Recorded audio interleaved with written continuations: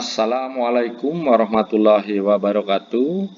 Baik, siswa-siswi kelas 7 dimanapun kalian berada, tetap semangat dan jaga kesehatan selalu. Kali ini kita akan membahas materi kelas 7 mata pelajaran PPKN Bab 2 Norma dan Keadilan pada pertemuan ke-1. Pertemuan ke-1 ini akan membahas norma dalam kehidupan bermasyarakat pada submateri pengertian norma. Baik, itu yang akan kita bahas pada kesempatan ini. Kita mulai saja. Norma dalam kehidupan bermasyarakat pada submateri pengertian norma. Istilah norma dari bahasa Inggris norm. Kalau dalam bahasa Yunani nomoi atau nonos. Dalam bahasa Arab namanya kaidah yang berarti hukum. Kalau dia dari pengertiannya, norma adalah kaidah hidup yang memengaruhi dan membentuk tingkah laku manusia dalam kehidupan bermasyarakat.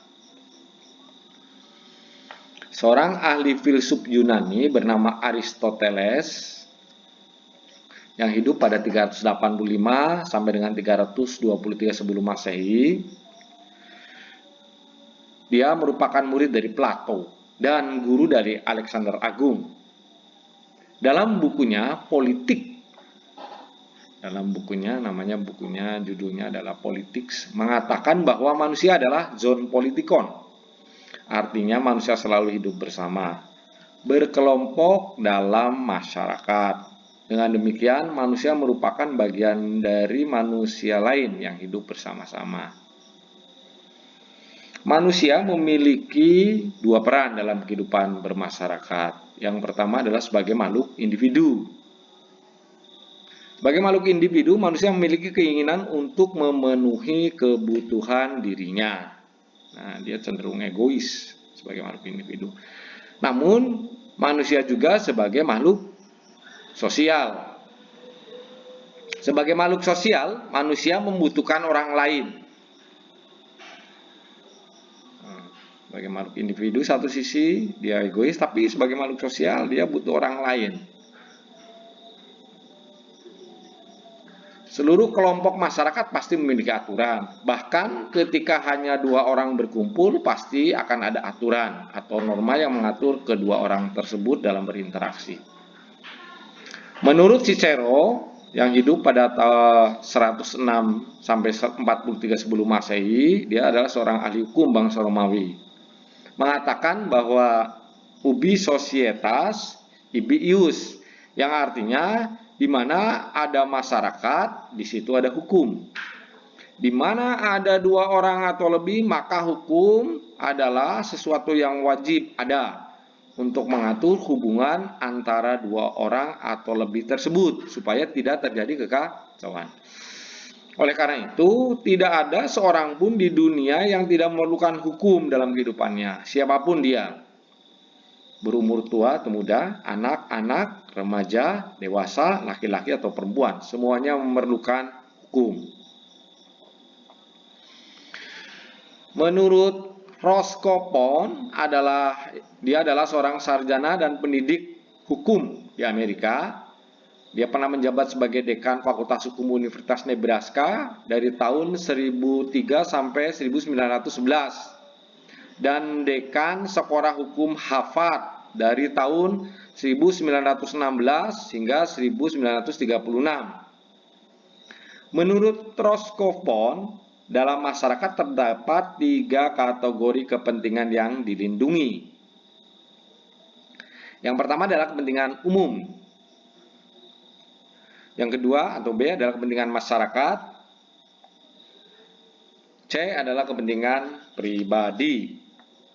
Kepentingan umum meliputi 1. Kepentingan negara sebagai badan hukum untuk mempertahankan kepribadian dan substansinya. Contohnya mempertahankan diri dari serangan negara lain. Yang kedua, kepentingan negara sebagai penjaga kepentingan masyarakat. Contohnya fasilitas publik dan kestabilan ekonomi.